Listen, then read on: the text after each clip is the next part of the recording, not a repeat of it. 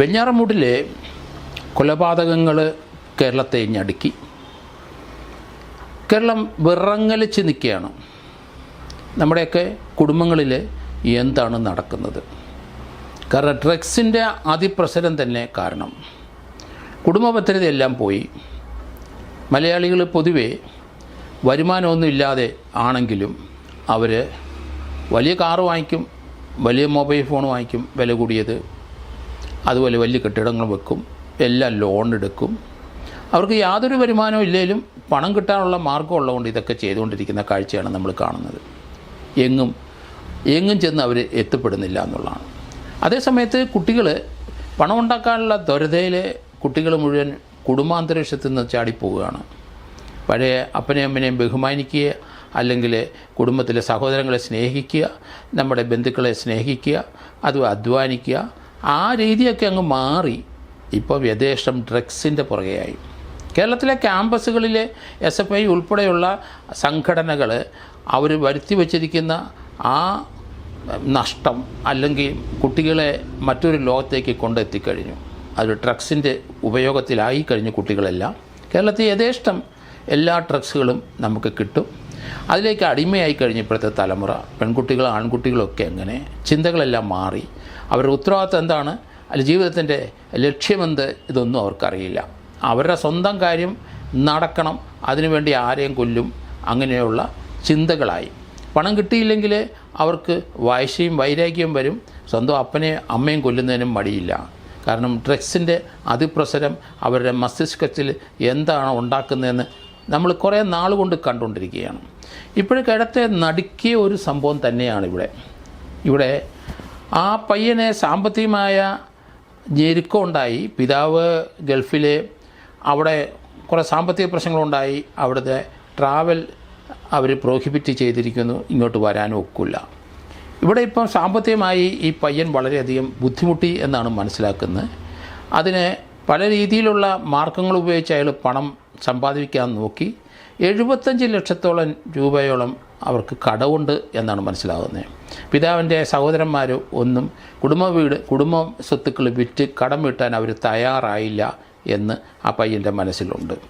ആ കുടുംബത്തിനെ മുഴുവൻ നശിപ്പിച്ചിട്ട് അയാൾ പോലീസ് സ്റ്റേഷനിൽ ഹാജരായി. എന്താണ് അയാളുടെ മാനസികമായ അയാൾക്കുണ്ടായ പിരിമുറുക്കം? കാരണം വികലമായ ചിന്തകളും ഒരു മനുഷ്യനും തലയെ കയറി വരാത്ത രീതിയിലുള്ള ഭീകരമായ ചിന്തകളും അങ്ങനെ വന്ന് അയാൾ ഇതിലേക്ക് വന്ന് ചാടുന്ന കാഴ്ചയാണ്. അയാളുടെ വീട്ടിൽ മാത്രമല്ല കൊലപാതകം നടത്തിയത്, അവർ മറ്റ് 2 വീടിനോട് അയാൾ പോയി കൊന്ന് ഒടുക്കിയിട്ട് വരികയാണ്. എന്നിട്ട് യഥേഷ്ടം പോയി പോലീസ് സ്റ്റേഷനിൽ പോയി സറണ്ടർ ചെയ്യുന്നത് നമ്മൾ കാണുകയാണ്. ആദ്യം അയാളുടെ വല്യമ്മ, പിതാവിൻ്റെ ഉമ്മ, ഏകദേശം 88, 90, 95 വയസ്സ് വരെ ഉണ്ടെന്ന് പറയുന്നു. അവരെ പോയി പണത്തിന് വേണ്ടിയിട്ട് നേരത്തെ അവരുടെ ഒരു മോതിരം കൊടുത്തു എന്ന് പറയുന്നു. പിന്നീട് മാല ചോദിച്ചു. പലപ്പോഴും അവർ സഹായിച്ചു എങ്കിലും പിന്നീട് മാല ചോദിച്ചിട്ട് കൊടുത്തില്ല. അത് ഒരു വൈരാഗ്യ കാരണമായി. തൻ്റെ പെൺസുഹൃത്തിനെ കല്യാണം കഴിക്കണമെന്ന് ആഗ്രഹമുണ്ട്. അത് ഇയാളുടെ വീട്ടുകാരെല്ലാവരും, അഫാൻ്റെ വീട്ടുകാരെല്ലാവരും എതിർപ്പായിരുന്നു എന്ന് മനസ്സിലാക്കുന്നു. ആ പെൺകുട്ടി ഒരു പോസ്റ്റ് ഗ്രാജുവേറ്റാണ്. ഇങ്ങനെയുള്ള ധാരാളം പെൺകുട്ടികൾ പല പയ്യന്മാരെ സ്നേഹിച്ച് അവരുടെ പുറകെ നടന്ന് ഇതുപോലെ കൊലപാതകത്തിലേക്ക് ചെന്ന് ചാടുന്നത് നമ്മൾ കാണുകയാണ്. പെൺകുട്ടികൾ തീർച്ചയായിട്ടും ഇതുപോലെയുള്ള ആൾക്കാരുമായിട്ടുള്ള പ്രേമം നടിച്ചു പോകരുത്. അവർ ഉത്തരവാദിത്തത്തോടെ പഠിക്കുക, കുടുംബത്തിലെ മാതാപിതാക്കൾ പറയുന്നത് ശ്രദ്ധിക്കുക, അവർ നല്ലൊരു അന്തരീക്ഷത്തിലേക്ക് പോയി കല്യാണം കഴിക്കുന്നത് അങ്ങനെ പോട്ടെ, അല്ലെങ്കിൽ ഒരു ജോലി ലഭിക്കട്ടെ, അല്ലെങ്കിൽ വീട്ടിൽ തന്നെ കഴിഞ്ഞുകൂടുക. ഇത് വീട്ടുകാരറിയാതെ രഹസ്യമായി പല ആൺകുട്ടികളുടെയും പുറകെ പോയി അവിടെ ഇപ്പം അങ്ങനെ വീട്ടുകാർക്കറിയാത്ത ഒരു ബന്ധം, ആ ബന്ധത്തിലാണ് ആ കൊലപാതകം നടന്നിരിക്കുന്നത്. എന്തായാലും ഇയാളെ സാമ്പത്തികമായ ഇതിൽ നിന്നൊരു കരകയറ്റം ലഭിക്കുന്നതിനിട്ട് പല പണിയും നോക്കി. അത് പിതാവിന് അവിടുന്ന് സാമ്പത്തിക ഭാരത്താൽ അല്ലെങ്കിൽ അവിടെയുള്ള ചില പ്രശ്നങ്ങൾ കാരണം ഇന്ത്യയിലേക്ക് വരാൻ കഴിയില്ല. അതുകൊണ്ട് ഈ പ്രതിയായ അഫാനും അനിയന 7ാം ക്ലാസ്സിൽ പഠിക്കുന്ന അഫ്സലും ആ ഷമി എന്ന അവരുടെ ഉമ്മയുമായി അവരുടെ പിതാവിൻ്റെ അവിടെ പോയി ഗൾഫിൽ പോയിട്ട് മടങ്ങി വന്നു. അവിടെ നിന്ന് അദ്ദേഹത്തിന് വരാൻ പറ്റാത്ത രീതിയിലുള്ള ട്രാൻസിറ്റ് വിലക്കിയിട്ടുണ്ട്. കാരണം അത് സാമ്പത്തിക പ്രശ്നം തന്നെയാണ്. ഇവിടെ ഇപ്പോൾ ഇയാളുടെ മനസ്സ് വികലമായി. ഇയാൾ എന്തുകൊണ്ടാണ് 3 കുടുംബത്തിൽ പോയി ഇതുപോലെ കൊലപാതകം ചെയ്തത്, അതിൻ്റെ മോട്ടീവ് എന്ത് എന്ന് കണ്ടെത്താൻ വലിയ ബുദ്ധിമുട്ടാണ് പോലീസിന്. കാരണം അത് 3 സ്ഥലത്തുള്ള മർഡറാണ്. ഇയാൾ തുടക്കത്തിലെ വീട്ടിലെ അമ്മയായിട്ട് കയർത്തു. അമ്മയുടെ പെരുമാറ്റം വളരെ വ്യത്യാസം വന്നപ്പം അമ്മ ഭർത്താവിനെ വിളിച്ച് കാര്യങ്ങളൊക്കെ പറഞ്ഞു. അവൻ ഈയിടെയായിട്ട് ഭ്രാന്താണ് എന്ന് അമ്മ ഭർത്താവിൻ്റെ അടുത്ത് പറഞ്ഞതായിട്ടാണ് പറയുന്നത്. അത് തീർച്ചയായിട്ടും ഡ്രഗ്സിൻ്റെ ഉപയോഗം. എന്ത് സാധനമാണ് കഴിച്ചത്, MDMAയുടെ ഏത് വിഭാഗത്തിലാണ് ഇത് കഴിക്കുന്നത്? കാരണം വെള്ളറടയിലൊക്കെ നമ്മൾ കണ്ടു സ്വന്തം പിതാവിൻ്റെ കഴുത്തിറക്കുന്ന ഒരാൾ, അയാളും ഡ്രഗ്സുകാരനാണ്.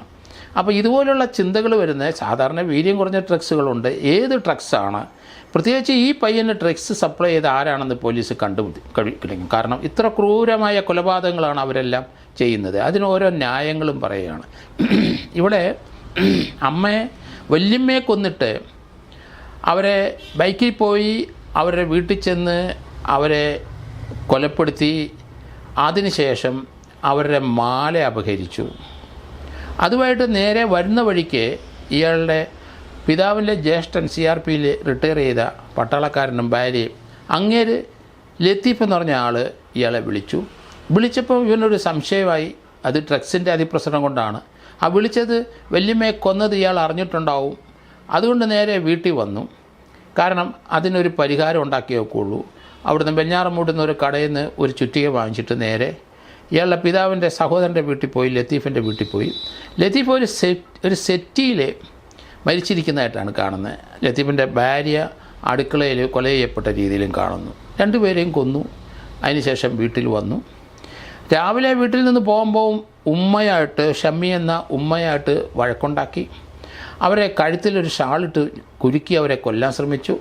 അതിനുശേഷം അവരൊരു മുറിക്കകത്തിട്ട് പൂട്ടി. അവരെ തലയ്ക്കടിച്ചു. അവർക്ക് പരിക്കേറ്റു. അവർ മരിച്ചു എന്നാണ് കരുതിയത്. അയാൾ അവിടെ നിന്ന് ഇറങ്ങിയിട്ടാണ് നേരെ പിതാവിൻ്റെ ഉമ്മയെ പോയി കൊല്ലുന്നത്. അതിനുശേഷം പിതാവിൻ്റെ 2 സഹോദരനെയും ഭാര്യയും കൊന്നു. മടങ്ങി വീട്ടിൽ വന്ന് അയാൾ അതിന് മുമ്പ് ഇയാളുടെ പെൺസുഹൃത്തിനെ വിളിച്ച് താൻ വീട്ടിൽ ഒറ്റയ്ക്കാണ്, താൻ അങ്ങോട്ട് വരണം. അവൾ ആ സേനം ക്ഷീരിച്ച് അപ്പം വരികയാണ്. അപ്പോൾ അവർ തമ്മിലുള്ള ബന്ധം എന്താണെന്ന് മനസ്സിലായി. ആ വീട്ടിൽ ആരുമില്ല, അതുകൊണ്ട് നീ വാ എന്ന് പറഞ്ഞപ്പം ആ പെൺകുട്ടി ഫർസാന എന്ന് പറഞ്ഞ പോസ്റ്റ് ഗ്രാജുവേറ്റ് പെൺകുട്ടി ഇവൻ്റെ വീട്ടിൽ വന്ന് 2ാം നിലയിൽ കയറി അവിടെ കിടന്നു. ആ കുട്ടിക്ക് അറിയുന്നില്ല ഉമ്മയെ അടിച്ച് പരിക്കേൽപ്പിച്ച താഴത്തെ മുറിയിൽ പൂട്ടിയിട്ടിട്ടുണ്ടെന്ന് ആ പെൺകുട്ടി അറിയുന്നില്ല. അവരവരെ വീടിൻ്റെ 2ാം നിലയിൽ പോയി ഇവനെ പ്രതീക്ഷിച്ചിരുന്നു. ഇയാൾ വന്നിട്ട് തിരിച്ച് ഇവരെ 2 പേരെയും കൊണ്ടുപോയി കുഴിമന്തി വാങ്ങിച്ചു കൊടുത്തു, എന്നിട്ട് തിരിച്ചു കൊണ്ടുവന്നു എന്നൊക്കെ പറയുന്നുണ്ടെങ്കിലും ആ മോളത്തെ മുറിയിലുണ്ടായിരുന്ന ഇയാളുടെ പെൺസുഹൃത്തിൻ്റെ തലയടിച്ച് പൊട്ടിച്ച് അവരവിടെ സെറ്റിയിൽ ഇരിക്കുന്ന രീതിയിലാണ് കൊല്ലപ്പെട്ടിരിക്കുന്നത്. അതോടൊപ്പം തന്നെ ഇളയ മോനെ അല്ലെങ്കിൽ ഇളയ സഹോദരനെ, 7ാം ക്ലാസ്സുകാരനെ ഇയാൾ സോഷ്യൽ മീഡിയയിലൊക്കെ ഈ ഇളയ സഹോദരനെ ചേർത്ത് പിടിച്ച് ഒത്തിരി പോസ്റ്റ് ഇട്ടിട്ടുണ്ട്. അത്ര സ്നേഹം അനിയൻ്റെ അടുത്ത് കാണിക്കുന്ന വ്യക്തിയാണ്. അവനെയും തലയ്ക്ക് അടിച്ചിട്ടാണ് കൊന്നത്. പൊതുവെ നോക്കിക്കഴിഞ്ഞപ്പം പോസ്റ്റ്മോർട്ടം കഴിഞ്ഞപ്പം എല്ലാവരുടെയും തലയ്ക്ക് മൾട്ടിപ്പിൾ ഇഞ്ചുറിയാണ്. അത് ഈ ഹാമർ കൊണ്ട് എല്ലാവരുടെയും തലയിൽ 1 കൂടുതൽ പ്രാവശ്യം അടിച്ചിട്ടുണ്ട്. അത്ര ഭീകരമായ അടിച്ചാണ് കൊന്നിരിക്കുന്നത്. ആ ഇളയ സഹോദരൻ്റെ ആ അഫ്സൽ എന്ന് പറഞ്ഞവൻ്റെ ഒരു കണ്ണ് അടിയുടെ ഇതുകൊണ്ട് നഷ്ടപ്പെട്ടു പോയിട്ടുണ്ട്. അതുപോലെ ആ പെൺകുട്ടിയുടെ ഫർസാനയുടെ മുഖം മുഴുവൻ ചുറ്റുവേക്ക് അടിച്ച് ചപ്പിയിട്ടുണ്ട്. അമ്മ ഏതായാലും തലയ്ക്ക് പരിക്കേറ്റ് അവിടെ കിടക്കുകയാണ്. ഇപ്പം മരിച്ചെന്നാണ് കരുതിയത്. തിരിച്ചു വന്നിട്ടും ഇയാൾ ഉപദ്രവിച്ചിരിക്കാനുള്ള സാധ്യത കൂടുതലാണ്. അതിൻ്റെ സീക്വൻസ് നമുക്കറിയില്ല. ഏതായാലും അവിടെ ഈ സംഭവം അറിഞ്ഞ് വന്ന ഒരു അമ്മയ്ക്ക് ജീവനുണ്ടെന്ന് മനസ്സിലാക്കിയപ്പം അമ്മയെ ഹോസ്പിറ്റലിൽ കൊണ്ടുപോയി അഡ്മിറ്റ് ചെയ്ത് ICU കിടക്കുകയാണ്. അമ്മയ്ക്ക് അല്പസ്വല്പം ബോധം വന്നു എന്നും പറയുന്നുണ്ട്. ബോധം വന്നു കഴിഞ്ഞപ്പോൾ അമ്മയുടെ സഹോദരൻ കയറി കാണുമ്പോൾ ഇളയ മോനെപ്പറ്റി മാത്രം ചോദിക്കുന്നുണ്ട്. അവൻ എന്തെങ്കിലും സംഭവിച്ചിട്ടുണ്ടാവും എന്നാണ് അവർ കരുതുന്നത്. കാരണം ആ വീട്ടിലൊരു പെൺകുട്ടി വന്ന് ഇയാളുടെ പെൺസുഹൃത്ത് വന്ന് 2ാം നിലയ്ക്ക് മരിച്ചു കിടക്കുന്നുള്ള പേര് അമ്മ അറിയുന്നില്ല. ഇളയ മോൻ അവിടെ വീട്ടിലുണ്ട്. 4 മണിക്ക് അയാൾ സ്കൂളിൽ നിന്ന് വരും. അതിന് ശേഷമുള്ള കഥയെ അറിയില്ല. അപ്പോൾ അതുകൊണ്ട് ഇളയ മോനെ അവരെ അന്വേഷിച്ചു. അത് ബോധം വീണപ്പം അവർ സഹോദരൻ്റെ അടുത്ത് അത് ചോദിക്കുകയും ചെയ്യുന്നു. കുഴപ്പമൊന്നുമില്ല, മോൻ വീട്ടിലുണ്ട് എന്നുള്ള രീതിയിൽ അവർക്കൊരു ഉറപ്പ് കൊടുത്തിട്ട് അദ്ദേഹം വിങ്ങിപ്പൊട്ടി ആ മുറിയിൽ നിന്ന് വെളിയിൽ ഇറങ്ങുന്ന കാഴ്ച നമ്മൾ കണ്ടു. എന്താണ് യഥാർത്ഥത്തിൽ ഇതിനകത്ത് സംഭവിച്ചത്? കാരണം ഇതിൻ്റെ മോട്ടീവ് എന്ത്? സാമ്പത്തികം തന്നെ ഒരു കാരണമായ യാതൊരു സംശയമില്ല. ഡ്രഗ്സിൻ്റെ പ്രവർത്തനമുണ്ട്. അപ്പം ഇതൊരു മൾട്ടിപ്പിളായിട്ടുള്ള മോട്ടീവിൻ്റെ അകത്തുണ്ടെന്നാണ് ഞാൻ കരുതുന്നത്. കാരണം വല്യമ്മയെ കൊന്നത് വൈരാഗ്യമാണ്. വല്യമ്മ എന്തുകൊണ്ട് പൈസ കൊടുത്തില്ല? ആദ്യമൊക്കെ കൊടുത്ത് സഹായിച്ചു, പിന്നെ സഹായിച്ചില്ല. കൊന്നു കഴിഞ്ഞപ്പം വല്യമ്മയുടെ മാല എടുത്തു. അതുതന്നെയല്ല, ആ വല്യമ്മയുടെ അടുത്ത് മറ്റൊരു കാര്യം കൂടെ ഇയാൾ ആവശ്യപ്പെട്ടിരുന്നു. ഈ പെൺസുഹൃത്തിനെ വല്യമ്മയുടെ വീട്ടിൽ കൊണ്ടുവന്ന് താമസിപ്പിക്കാൻ അനുവദിക്കണമെന്ന് ചോദിച്ച് വല്യമ്മ സമ്മതിച്ചില്ല. ഈ കുട്ടിയെ ഈ പ്രതിയുടെ അയാളുടെ അഫാൻ്റെ വീട്ടുകാർ അംഗീകരിക്കാൻ തയ്യാറല്ല. അതിനെ കല്യാണം കഴിക്കുന്നതിന് എതിർപ്പാണെന്നാണ് മനസ്സിലാക്കുന്നത്. അത് പിതാവിൻ്റെ സഹോദരൻ്റെ മൂത്ത ജ്യേഷ്ഠനും ഭാര്യയും അതിന് എതിർപ്പായിരുന്നു. അവരെ കൊന്നതിൻ്റെ രണ്ട് കാര്യം ഉണ്ടാവും. കാരണം വല്യമ്മയെ കൊന്നിട്ട് വരുന്ന വഴിക്ക് ഈ അങ്കിൾ ഇവനെ ഫോണിൽ വിളിച്ചു. അത് വല്യമ്മയെ കൊന്നത് അറിഞ്ഞിട്ട് വിളിച്ചതാണെന്നൊരു സംശയം ഒന്നാം.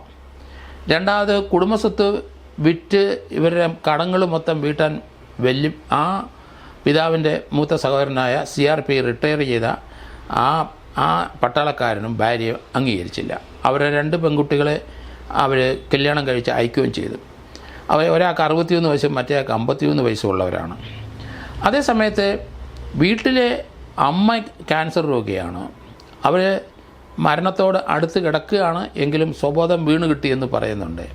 താൻ സ്നേഹിക്കുന്ന ഇളയ കൊച്ചിനെ എന്തിനാണ് ഇത്ര ക്രൂരമായി കൊന്നതെന്ന് നമുക്ക് മനസ്സിലാകുന്നില്ല. സ്നേഹത്തിൻ്റെ ആധിപത്യം കൊണ്ടാണോ? അയാളും താനില്ലെങ്കിൽ പിന്നെ ഇളയ മകനും അത് തൻ്റെ പെൺസുഹൃത്തും തൻ്റെ അമ്മയ്ക്കും ജീവിതം കഷ്ടമാകും എന്ന് ചിന്തിച്ചുകൊണ്ടായിരിക്കാം അങ്ങനെ ഒരു നടപടിയിലേക്ക് പോയത്.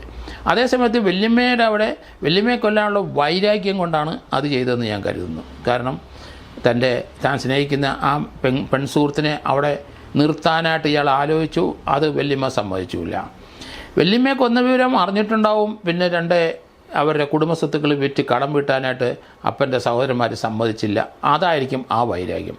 വ്യത്യസ്തമായ മോട്ടീവ് ഈ 3 സ്ഥലത്തെയും കൊലപാതകത്തിലുണ്ട് എന്നാണ് ഞാൻ കരുതുന്നത്. അതുതന്നെയല്ല, ഈ കേസിൻ്റെ പ്രത്യേകത അനുസരിച്ച് അതൊരു സർക്കംസ്റ്റാൻഷ്യൽ എവിഡൻസ്, സാഹചര്യ തെളിവ് കൊണ്ട് മാത്രം ബിൽഡ് ചെയ്തു പോകേണ്ട കേസാണ്. ഈ കൊലപാതകം ചെയ്തവരാരും കണ്ടില്ല, കൊലപാതകം ചെയ്തിട്ട് ഇറങ്ങിപ്പോകുന്ന ആരും കണ്ടില്ല. അതൊക്കെ CCTV ദൃശ്യത്തിൽ അവിടെ വന്നു പോകുന്ന ദൃശ്യങ്ങളാണ്. അത് സ്വാഭാവികമായി പുള്ളിയുടെ ജീവിതത്തിൽ അവിടെ എല്ലായിടത്തും വരുന്നതാണ്. അത് ഇതുമായിട്ട് കണക്ട് ചെയ്യാൻ പറ്റില്ല. അതുകൊണ്ട് ഇതിനകത്ത് ഫോറൻസിക് എവിഡൻസ് കൊണ്ട് മാത്രമേ ഇത് കേസ് ബിൽഡ് ചെയ്യാൻ പോകാനൊക്കുള്ളൂ. അതുകൊണ്ട് തുടക്കം മുതലേ ഞാൻ പറയുന്നുണ്ട്, 3 സ്ഥലത്തെയും കൊലപാതകം 3 DYSPമാർ അന്വേഷിക്കണം. കാരണം എല്ലാ സ്ഥലത്തും അവർ ബ്ലഡും ഒക്കെ പരിശോധിക്കേണ്ടി വരും. ഇവൻ്റെ ബ്ലഡ് അങ്ങോട്ട് പോയിട്ടുണ്ടോ, അല്ല അവരുടെ ബ്ലഡ് ഇവൻ്റെ ഷർട്ടിലുണ്ടോ. അതുതന്നെയല്ല, ഈ കൊലപാതകങ്ങളെല്ലാം നടത്തിയ ശേഷം അവൻ വീട്ടിൽ വന്ന് കുളിച്ച് വേറൊരു ഡ്രസ്സ് ഫ്രഷായിട്ട് ഉടുത്ത് നേരെ പോലീസ് സ്റ്റേഷനിൽ പോയി. അവിടെ ചെന്നിട്ട് ഞാൻ 6 പേരെ കൊന്നിട്ട് വന്നു. പോലീസിനത് വിശ്വസിക്കാൻ കഴിഞ്ഞില്ല. അതേസമയത്ത് അവരുടെ അടുത്ത് പറഞ്ഞു, ഞാൻ എലിവിഷം കഴിച്ചിട്ടുണ്ട് ആത്മഹത്യ ചെയ്യാൻ, അതും പറഞ്ഞു. ഏതായാലും പോലീസ് അവനെ ഡീറ്റെയിൻ ചെയ്ത് വെരിഫൈ ചെയ്തപ്പം പറഞ്ഞിടത്തോളം കാര്യങ്ങൾ സത്യമാണ്. ഇയാളുടെ വീട്ടിൽ ചെന്ന് കഴിഞ്ഞപ്പം വീട്ടിലെ അമ്മയ്ക്ക് അല്പസ്വല്പം ജീവനുണ്ട് എന്ന് മനസ്സിലാക്കിയപ്പം പെട്ടെന്ന് അവരെ ആംബുലൻസിൽ പോലീസ് അവരെ ഹോസ്പിറ്റലിൽ അഡ്മിറ്റ് ചെയ്തു. അതേസമയത്ത് ആ വീട്ടിൽ ചെന്ന് കയറിയ ആദ്യത്തെ പോലീസ് ഉദ്യോഗസ്ഥർക്ക് ഗ്യാസിൻ്റെ മണം തോന്നി. അതുകൊണ്ട് അവർ ഗ്യാസ് ഇവൻ തുറന്നു വിട്ടിട്ടാണ്, വീട് കത്തിച്ച് കളയാൻ വേണ്ടിയിട്ട് തുറന്നു വിട്ടിട്ടാണ് ഇവൻ പോലീസ് സ്റ്റേഷനിൽ വന്നത്. അതുകൊണ്ട് ആ വീടിനകത്ത് കയറിയപ്പോൾ തന്നെ പോലീസ് ഗ്യാസ് ഓഫ് ചെയ്തുകൊണ്ട് അപകടം ഒഴിവായി കിട്ടി. എന്തായാലും കേരളത്തിലെ ഈ ചെറുപ്പക്കാർ മുഴുവൻ വ്യത്യസ്തമായ വികലമായ ചിന്തകൾ കൊണ്ട് നടക്കുകയാണ്. അത് സ്വന്തം വീട്ടിലുള്ള അതേ ബ്ലഡിലുള്ള ആൾക്കാരെ കൊന്നെടുക്കുന്ന കാഴ്ചയാണ് കാണുന്നത്. അത് ഡ്രഗ്സിൻ്റെ ആധിപത്യം കൊണ്ട് മാനസികമായി ആരോഗ്യമുള്ള ഒരു തലമുറയല്ല കഴിഞ്ഞ 30-40 വർഷമായിട്ട് നമുക്ക് ഉണ്ടായിക്കൊണ്ടിരുന്നത്. കഴിഞ്ഞ 2 തലമുറകളും ഇവിടുത്തെ രാഷ്ട്രീയക്കാരുടെ അതിപ്രസരം അവരുടെ ജോലി ചെയ്യാതെ കാശുണ്ടാക്കാനുള്ള അവരുടെ തന്ത്രം തന്നെ ഭൂരിപക്ഷം ചെറുപ്പക്കാരും അവർ പ്രയോഗിക്കുന്നു. അവരുടെ വീടുകളിൽ പിതാക്കന്മാരെ ഇന്ന് ഈ പണം ഭീഷണിപ്പെടുത്തി കൈക്കലാക്കുകയും ഡ്രഗ്സ് ഉപയോഗിക്കുകയും മദ്യപിക്കുകയും ചെയ്യുന്ന ഒരു അവസ്ഥയിലേക്ക് കേരളം കൊണ്ട് എത്തിച്ചു കഴിഞ്ഞു. അതുതന്നെയല്ല കേരളത്തിലെ ദൈനംദിനം അത് ചാരായവും അതല്ലെങ്കിൽ ലിക്കർ വിൽക്കുന്ന ഒരു മേഖലകൾ എല്ലാ സ്ഥലത്തും ബാറുകൾ എല്ലാ മുക്കിലും മൂലയിലും എത്തിക്കഴിഞ്ഞു. കൂടുതൽ ബാറുകൾ സർക്കാരിൻ്റെ പണം വരാനുള്ള മാർഗമായിട്ട് അനുവദിച്ചുകൊണ്ടിരിക്കുന്ന കാഴ്ചയും നമ്മൾ ഇതൊരു സമൂഹത്തിനെ നശിപ്പിച്ചു കഴിഞ്ഞു. ഈ രീതിയിലുള്ള ചിന്തകളും പണം ഉണ്ടാക്കാനുള്ള മാർഗങ്ങളും അല്ല. സമൂഹത്തിലെ മാതാപിതാക്കളെ ബഹുമാനിക്കുന്നതും പരസ്പരം സ്നേഹിക്കുന്ന ഒരു കുടുംബാന്തരീക്ഷം എല്ലാ വീട്ടിലും ഉണ്ടായെങ്കിൽ മാത്രമേ ഇതിനൊരു പരിഹാരം ഉണ്ടാവൂ. അത് ഈ രാഷ്ട്രീയക്കാരെ എല്ലാ ഇടതായാലും വലതായാലും അവരുടെ എല്ലാം ചിന്തകൾ അവരുടെ പാർട്ടി വളർത്താനും പണം ഉണ്ടാക്കാനുള്ള മാർഗമായിട്ട് അധപ്പതിപ്പിച്ചപ്പം കുടുംബങ്ങൾ നശിക്കുന്ന കാഴ്ചയാണ് നമ്മൾ കാണുന്നത്.